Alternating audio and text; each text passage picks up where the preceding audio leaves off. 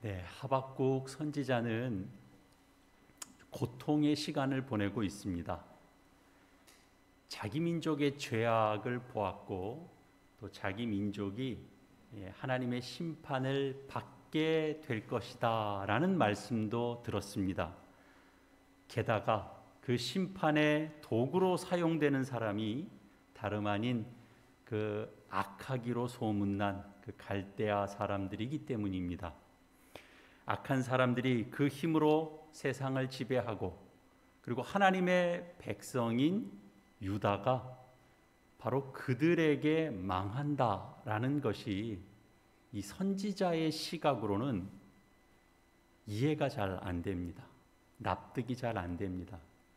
더군다나 이런 일이 하나님의 계획하심 속에서 진행된다라는 사실은 더더욱 받아들이기 힘든 현실이었습니다. 그래서 그 고통을 무엇으로 어떻게 표현하겠습니까? 그래서 하박국 선지자는 그 탄식으로밖에는 달리 표현할 수가 없었습니다. 어찌하여를 반복할 수밖에 없었습니다. 하박국 선지자는 열정이 있었습니다. 헌신이 있었고, 그러나 이 현실에 이 벌어지는 일들은 그리고 앞으로 되어질 일이라고 그가 듣게 된 내용은 대단히 비정상적이라고 생각했습니다. 그래서 절규합니다. 우리가 오늘을 사는 우리에게도 사실은 이런 탄식은 우리에게도 있습니다. 우리 사실 뭐 부족한 게 많지만 그래도 좀 하나님 뜻대로 살려고 노력합니다. 애씁니다. 하나님 나라의 의의가 뭘까 가르침 받는 대로 생각하고 묵상하고, 또 내 본성을 나 자신을 부정하는 연습도 하고 애씁니다. 현실적으로 또 봉사하는 삶도 삽니다. 예배드리고 봉사하고 기도하고, 성경 말씀 하나님 말씀 대하듯이 이렇게 그렇게 대하면서 신앙생활을 합니다.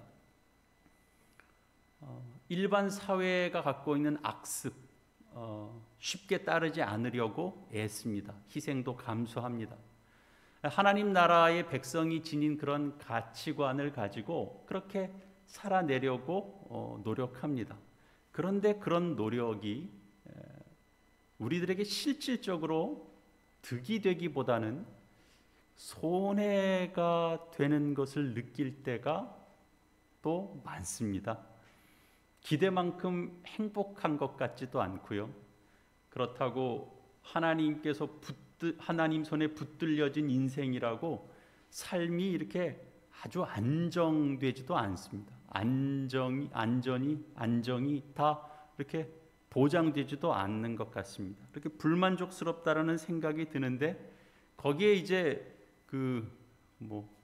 불난 데 기름을 붓듯이 하나님 믿지 않는 사람이나 또 의롭지 않은 사람, 또 신앙이 있다 하더라도 아주 나태함 속에서 있는 사람들이 어떨 때 보면 더 좋은 여건 속에서 더 나은 삶을 누리며, 그리고 평안해 보이기까지 할 때 갑자기 외로워지죠. 신앙생활에 이렇게 회의도 찾아오곤 합니다. 하나님을 향한 그런 이제 헌신적인 마음이나 실제적인 우리의 삶의 모습들에 상처를 입기도 하고, 그래서 우리가 갈등을 겪기도 합니다.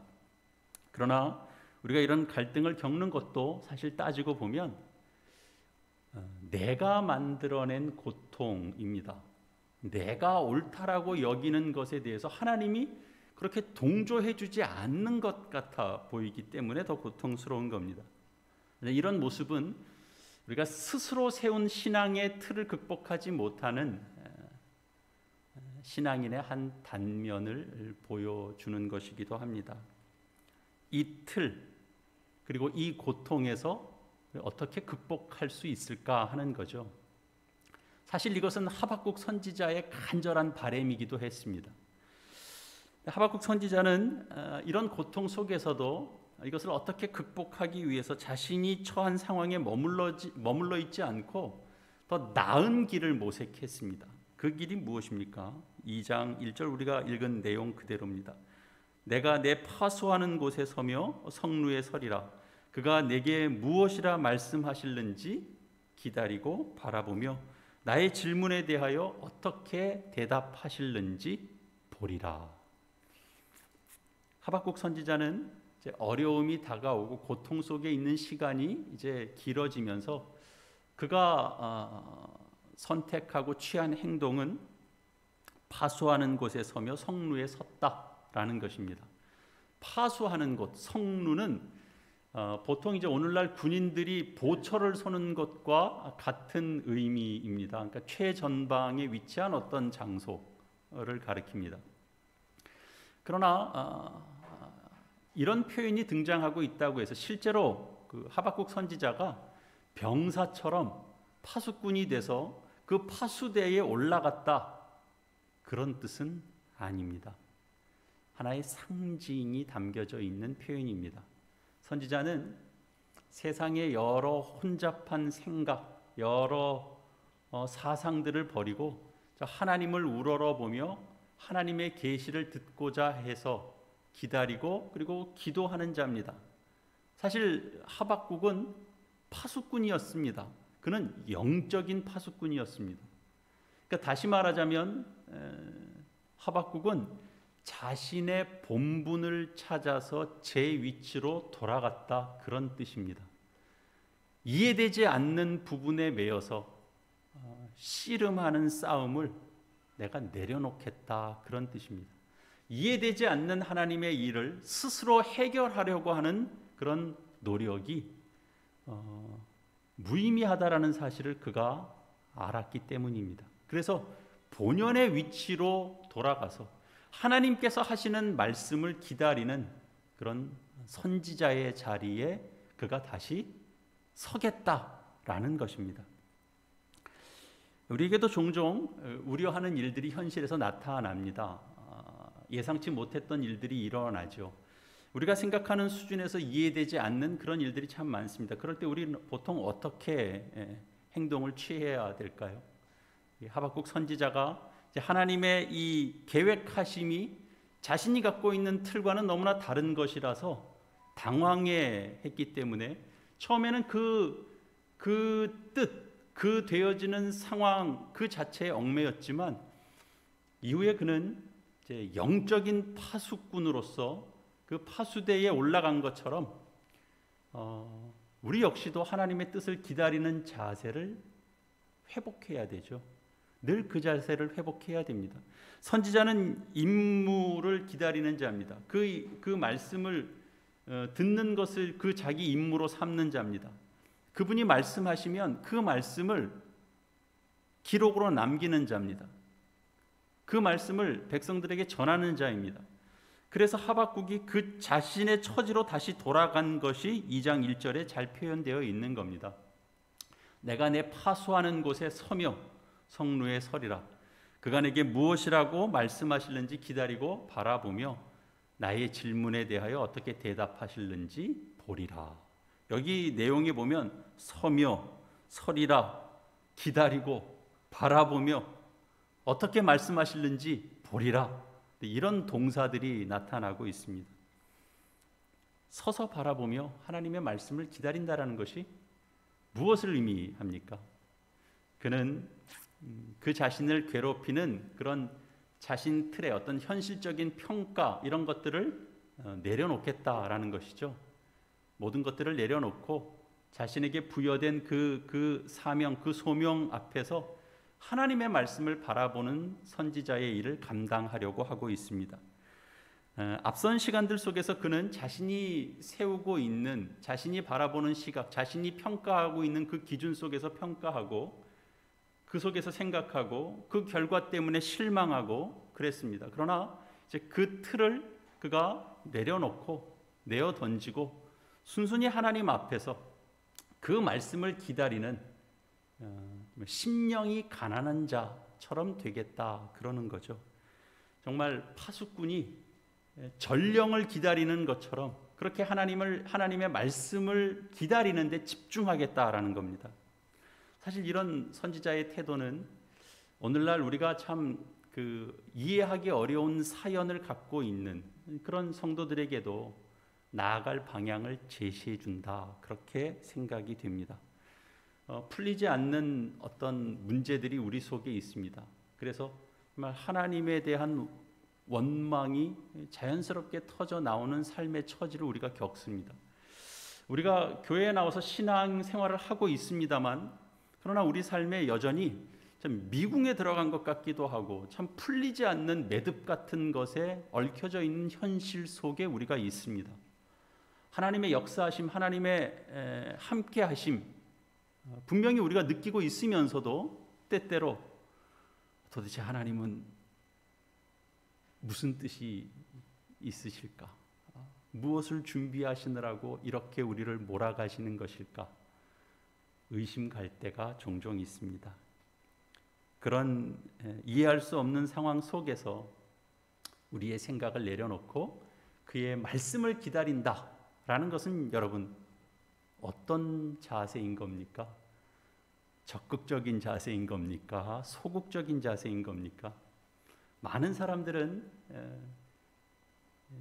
신앙인들이 나의 것을 내려놓겠다라는 표현의 신앙을 아주 소극적인 신앙이라고 생각할 겁니다.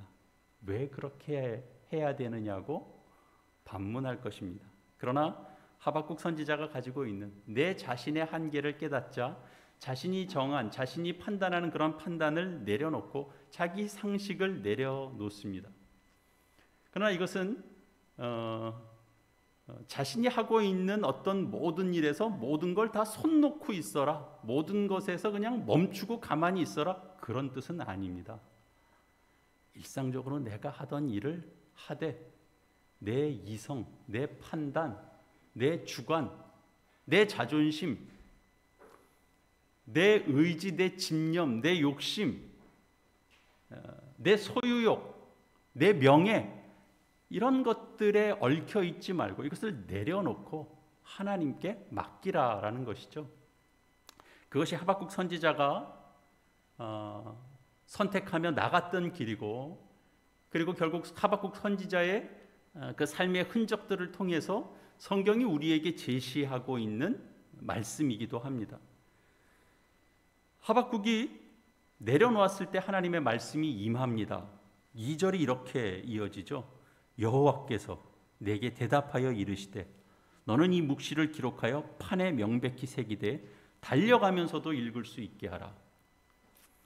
주님의 말씀이 기다리고 사모하고 있던 하박국에게 이제 말씀으로 하나님께서 찾아오셨습니다.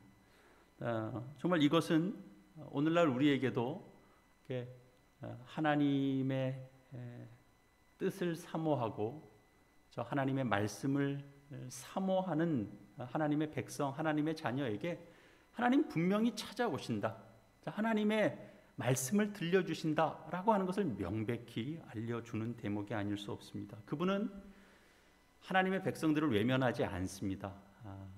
우리의 처지, 우리의 형편을 아십니다. 그런데 하나님께서 하신 말씀은 하나님의 말씀이 주어진다고 해서 모든 문제가 다 풀리는 건 아닙니다. 하박국이 만족할 만한 대답은 아니었습니다. 하나님은 뭐라고 말씀하셨냐면 너는 이 묵시를 기록하여 판에 명백히 새기되 달려가면서도 읽을 수 있게 하라. 사실은 하박국이 비통한 이유는 그 죄악이 관영한 갈대아인들을 통해서 이스라엘을 이렇게 멸망시키게 된다라는 것 때문에 고통스러웠는데 그것을 이제 다 내려놓고 기도하고 있는데 너는 이 묵시를 명백하게 새기고 달려가면서도 읽을 수 있게 하라, 이겁니다. 그러니까 하나님의 뜻이 변경될 가능성은 없는 겁니다. 더 분명하게 가서 전하라, 이런 뜻이죠. 곱씹어 보면 더 절망스러운 답을 주신 걸로 받아들일 수밖에 없습니다. 그러니까 의미가 분명히 잘 다가오는 표현은 아닌데요, 이런 뜻이 됩니다. 이 묵시를 정확하게 판에 새기고 하나님의 계시가 하나님의 계시를 읽는 자들이 부지런히 달려가서 그 뜻을 정확하게 선포하라, 그런 의미가 이 속에 담겨져 있는 겁니다. 그러니까 이 묵시를 읽었다면 너는 이 뜻을 부지런히 달려가서 하나님의 백성들에게 전하라, 그러는 겁니다. 선지자의 사명 소명을 너는 이행해라, 너는 따라라. 그렇기 때문에 사실은 하박국의 답답함을 해결하는 정답처럼 보이지는 않습니다. 근데 이어지는 말씀이, 이 묵시는 정한 때가 있나니 그 종말이 속히 이르겠고 결코 거짓되지 아니하리라. 비록 더딜지라도 기다리라. 지체되지 않고 반드시 응하리라, 그럽니다. 이런 뜻이죠. 이 묵시는 정한 때가 있는데 그 종말이 올 것이다. 내가 전하는 뜻은 거짓이 아니다. 이루어진다. 반드시 이루어진다. 그러니 기다려라. 그렇게 전한 겁니다. 근데 여기서 중요한 대목은 바로 그겁니다. 하나님께서 정한 때가 있다라는 것입니다. 창세기 18장에 보면 여호와께서 능하지 못한 일이 있겠느냐, 기한이 이를 때에 내가 내게로 돌아오리니 사라에게 아들이 있으리라 라는 말씀이 있습니다. 여러분, 어떤 장면인지 아시겠죠? 하나님께서 아브라함에게 주신 말씀입니다. 기한이 이를 때에 사라가 아이를 낳게 될 것이다 라는 말씀이죠. 임신한 여인이 해산 때가 되어서 아이를 낳게 되는 그 이치와 마찬가지로 하나님은 정하신 때에 그 일을 반드시 이루신다라는 것입니다. 그래서 정한 때라고 하는 것은 그 창세기에 있는 아브라함에게 주신 말씀과 이렇게 일맥상통하는 의미가 됩니다. 하나님의 명령이 이루어질 때가 나타나는 겁니다. 여자가 임신을 하면 아이를 낳습니다. 태 속의 아이가 산모의 뱃속에서 때가 되면 더 지체할 수가 없는 것처럼 하나님의 정한 때는 반드시 찾아오고 그때가 오면 그 실체를 보게 되고 이루어진다라는 거죠. 하지만 아직은 그때가 아니기 때문에 그 다가올 그때를 기다리는 사람들은 시간이 더디게 느껴집니다. 시간은 참 더디게 흘러갑니다. 기다리는 사람들에게 그 시간이 길게만 느껴지죠. 하나님은 그 마음을 아시기 때문에 비록 더딜지라도 기다리라, 그렇게 말씀하십니다. 그러니까 하나님은 하박국이 원하는 것과는 사실 동떨어진 상황을 계획하고 있는 셈입니다.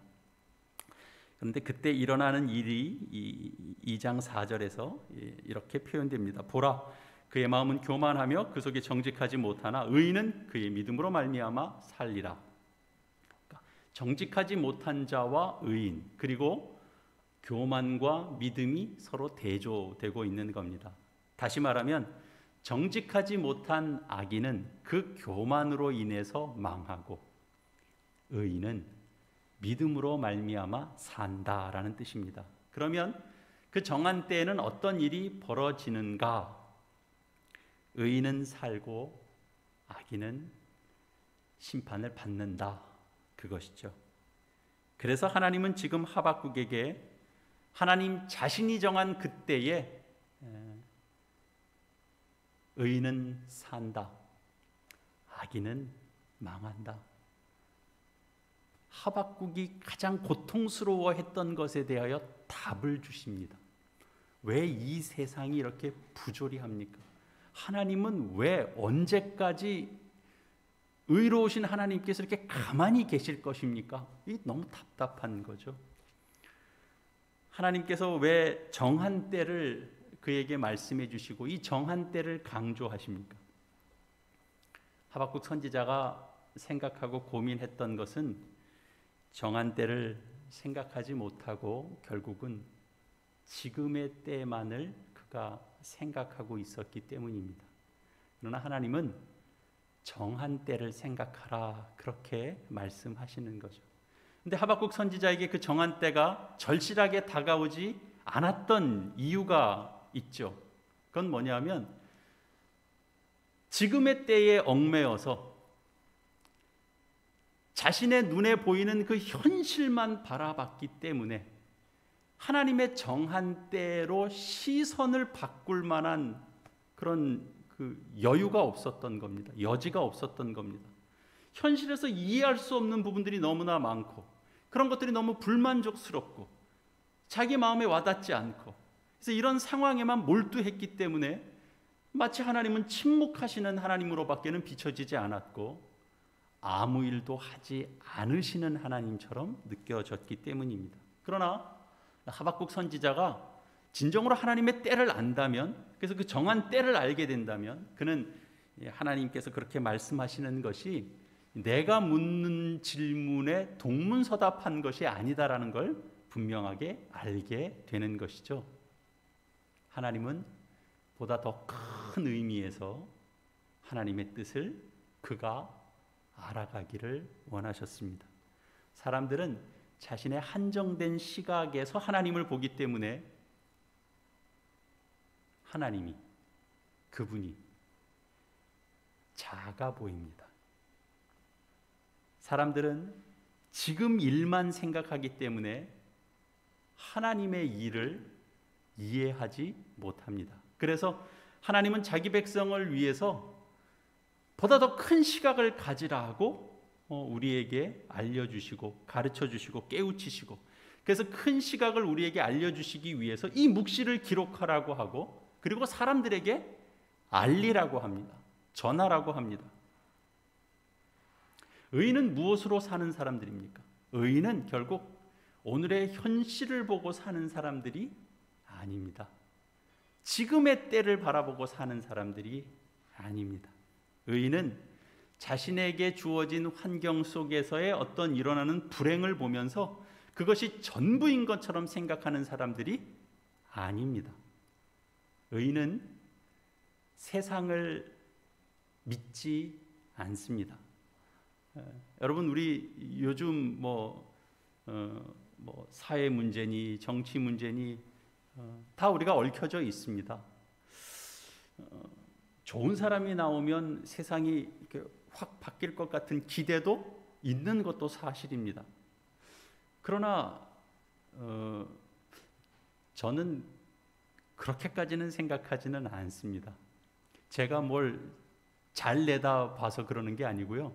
그게 성경이 우리에게 하는 말씀이기 때문에 그렇습니다.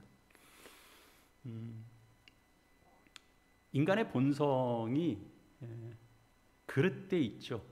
그래서 사실은 그 어두운 것을 추구하고 왜곡되고 그렇습니다.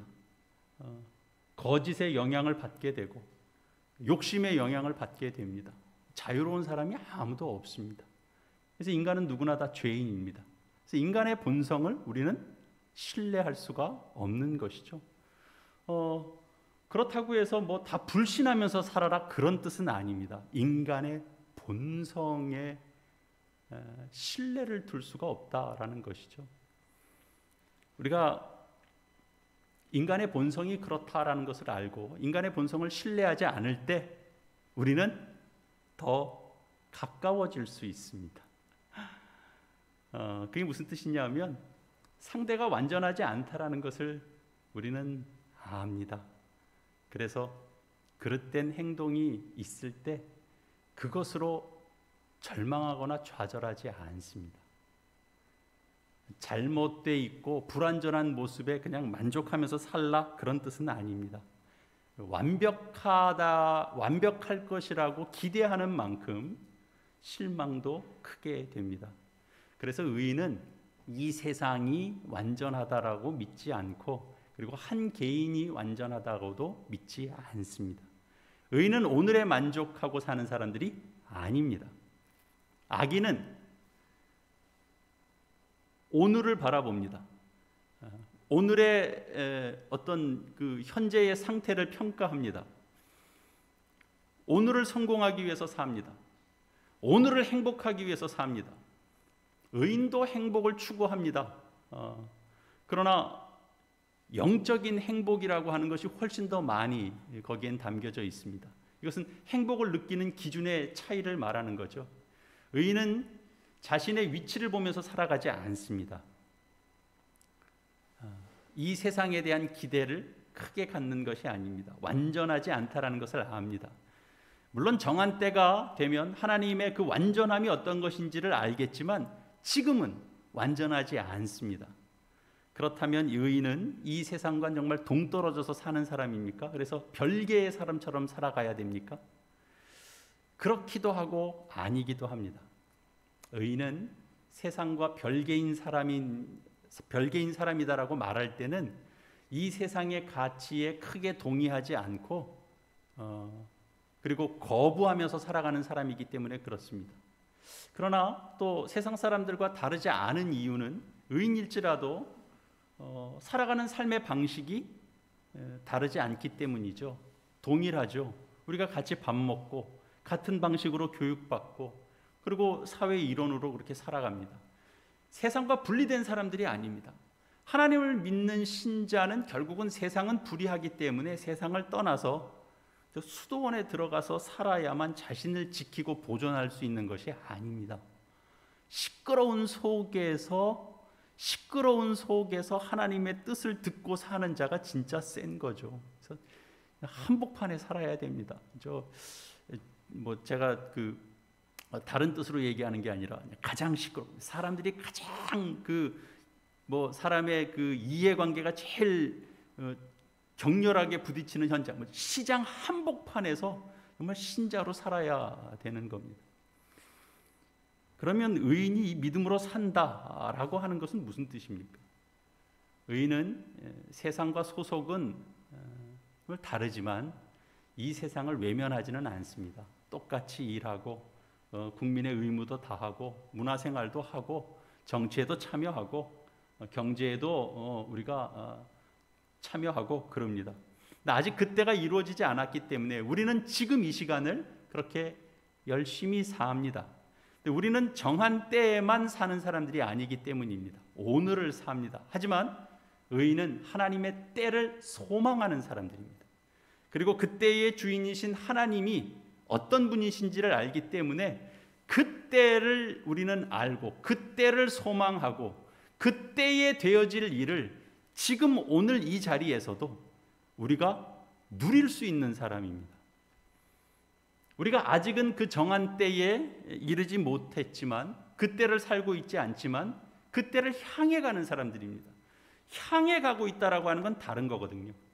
그래서 그때의 기준을 그건 그때 가서 이루어질 일이지로 밀어놓고 있지 않고 그때를 우리는 바라보고 소망하고 기도하는 자들이기 때문에 그때를 오늘의 내 삶에 끌어들여서 사는 자들입니다.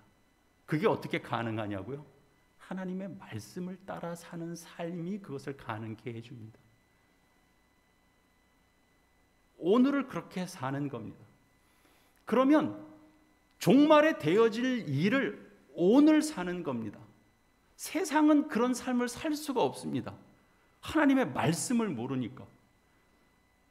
종말에 되어질 그 신비로운 능력을 모르니까 오늘은 오늘을 살아가는 세상 방식 그대로 살아가는 겁니다. 그게 제일 행복한 겁니다. 그러나 신자는 종말의 때를 내다보고 우리에게 주신 하나님의 말씀이 있기 때문에 이 말씀을 붙들고 오늘을 삽니다. 오늘 사회가 되어지는 부조리함 이해할 수도 없고 또 부당한 대우도 있습니다. 불만족스럽습니다. 그 삶 자체가 우리를 괴롭게 합니다. 하지만 하나님의 때를 인식하고 그때 되어질 일을 오늘 상황에서 생각하면 기쁨을 이야기할 수 있습니다. 아무것도 되어진 게 없는데 어떻게 기쁨을 이야기하느냐고요. 그렇지 않습니다. 그 기쁨은 미래를 생각하지 못하는 사람에게는 결코 오지 않습니다. 다시 말해서 하나님의 정한 때를 생각하지 못하는 사람에게는 정말 기쁨이 없습니다.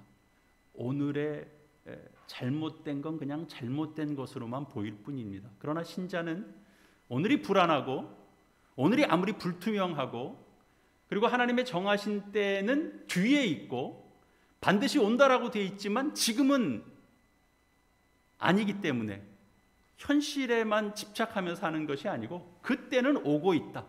우리는 그때를 향해서 가고 있다.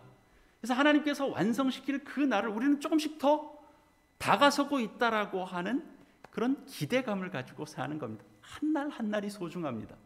그날이 오고 있는 날이고 내가 그날로 가고 있는 날이기 때문에 그 한 날 한 날은 소중하죠. 그래서 그때를 생각하면서 오늘을 기뻐할 수 있습니다. 오늘의 괴로움 속에서도 우리가 웃을 수 있습니다. 누군가를 격려해 줄 수 있습니다. 내 것을 나누어 줄 수 있습니다. 오늘 내 처지가 불안전하고 불투명하고 임시적이고 그저 스쳐 지나가는 바람 같고 그럴지라도 우리는 오늘 이 시간 주어진 한 날에 성실을 담아낼 수 있어야 됩니다. 그게 신자입니다. 이런 태도를 가진 자가 믿음의 사람입니다. 믿음의 사람, 그 의인으로 산다. 그러니까 의인이 믿음으로 산다라고 하는 뜻은 바로 이 시간 개념을 말하는 겁니다. 오늘 사람들은, 오늘날 세상 사람들은 오늘 이때만을 바라보고 삽니다. 그래서 조금만 손해보고 조금만 그 우울한 일을 당하면 내 마음대로 안 되면 금방 좌절하고 금방 우울해지고 그럽니다. 과거 하나님의 역사를 기억하며 현재를 살고 다가올 미래를 준비하고 그런 삶이 잘 안 됩니다. 그런 삶 너무 거창하게 생각할 필요 하나도 없습니다. 여러분 자녀 교육 내 마음대로 안 됩니다. 사람 관계 내 마음대로 잘 안 됩니다. 누군가에게 내가 설명만 잘하면 저 사람이 잘 납득할 것 같죠? 잘 안 됩니다. 말로 설명해서 내 뜻을 잘 전달하는 것만큼 힘든 일이 없는 것 같습니다. 보면 설명하면 설명할수록 더 꼬입니다. 신나겠습니까? 그럴 때 좌절하죠. 우울해지죠. 내 인생이 왜 그런지 도대체 설명할 방법이 없고 설명을 하면 오해만 사고 그럴 때 잊지 말라는 거죠. 문제를 바라보지 말고 하나님을 바라보라는 거죠. 거기에 좌절하지 말라는 거죠. 거기에 우울해하지 말라는 거죠. 과거 역사를 통해서 임했던 그 하나님 바라보면서 아브라함과 함께 했던 하나님, 이삭과 함께 했던 하나님, 야곱과 함께 했던 하나님, 그 삶의 처지에 계속 다 함께 하시면서 그들의 인생을 이끌어 오신 그 하나님을 바라봐야 된다라는 거죠. 그래서 우리는 이 하나님께서 앞으로 어떻게 이 일을 진행시키실지 우리는 큰 그림을 아는 자들입니다. 그 큰 그림이 뭐냐고요? 우리를 복되게 하실 것입니다. 복된 사람이 되게 하실 것입니다. 그때 우리는 그동안 신뢰하지 못했던 마음, 또 인간의 속성, 나 다 못 믿는다, 그런 말 대신에 하나님의 그 뜻과 그 사랑이 실현되는 그 현장에서 우리가 기쁨으로 바라보게 될 것입니다. 우리는 지금 이 순간에도 사실은 그 행복을 맛보고 있는 사람들입니다. 그래서 고난 가운데 있지만 복됨을 증언할 수 있는 사람입니다. 우리의 형편이 다 좋은 조건이 있어서 예수 믿는 게 복돼요 라고 증언하는 게 아니라 산적한 문제를 안고 있어도 우리는 신자의 복됨을 이야기할 수 있습니다. 예수 믿으세요. 저처럼. 난 지금 어디 가서 예수 믿는다는 얘기도 못해. 이거 정말 나쁜 겁니다. 여러분 제일 힘들고 어려울 때도 얼마든지 전할 수 있어야 됩니다. 하나님 그렇게 전하게 하십니다. 희한하게 안 되는 걸 하라는 얘기가 아닙니다. 하나님이 할 수 있는 자로 만들어 주십니다. 그게 은혜입니다. 믿음의 사람은 그래서 결국 자신의 어떤 힘을 의지하지 않고 하나님께서 하시는 방법에 의지하고 그것을 믿는 사람들입니다. 오늘 일들이 불안정한 이 세상에서 우리가 희망을 품고 내일 그 약속된 하나님의 그 미래가 있기 때문에 그 정한 때를 바라보면서 우리가 세상에서 당당하게 살아갈 수 있어야 합니다. 그래서 하박국이 열매가 무성하지 못하고, 아니 열매가 무성하지 못한 게 아니라 열매가 없어도 없는 거 줄줄이 나오죠. 그래도 뭐라 그래요? 나는 여호와로 인하여 즐거워하고 나의 구원의 하나님으로 말미암아 기뻐하리로다입니다. 우리는 그 한 분 하나님으로 우리의 삶의 정황을 넘어설 수 있는 자들입니다. 그 믿음의 사람을 세상이 감당할 수 없는 것입니다. 지금은 우리의 처지가 불안하고 우리의 상황이 절망스럽고 그래서 고통스럽더라도, 지금 힘든 일이 있을지라도 정한 하나님의 그때를 바라보고, 그때를 바라보는 사람만이 이 문제에서 나올 수 있고, 그 문제에서 나오는 자만이 웃을 수 있고 하나님의 자녀로, 신자로 살아갈 수 있습니다. 어리석은 판단에 머물러 있지 마시고 하나님을 바라보며 하나님 앞에서 자신의 것을 내려놓는, 그래서 더 큰 것을 얻고 붙잡는, 세상이 감당할 수 없는 신자들이 다 되시기를 이 말씀으로 축원합니다. 잠시 기도하겠습니다. 오늘 주신 말씀 기억하면서 말씀과 화음을 이루는 우리의 삶이 되기 위하여 하나님 앞에 결신의 기도 함께 드리시겠습니다. 아버지 하나님, 주님의 말씀 들었습니다. 하나님, 믿음의 열심을 가지고 사는데도 현실은 저희의 기대로 잘 되지 않고 잘 풀리지 않을 때가 있습니다. 거기에 더 이해 못할 일들을 더 만날 때 믿음으로 지켜오던 그마저도 지쳐버릴 때가 있습니다. 하나님, 저희가 지칠 때에도 하나님은 저희를 붙드시는 줄을 믿습니다. 주께서 저희들을 붙드셔서 저희가 있어야 할 본연의 자리로 저희를 이끌어 주시는 줄을 저희가 믿습니다. 주의 말씀을 기대하고 듣는 자리로 이끄시는 줄을 믿습니다. 우리 심령에 오로지 하나님만을 바라보게 하실 그때를 허락해 주시고 주의 말씀을 마음판에 새기게 하실 때가 있는 줄을 믿습니다. 그리고 하나님의 때를 준비하시는 그 하나님의 손길을 보게 하실 때 그날의 감격이 오늘을 사는 능력이 되게 하여 주시옵소서.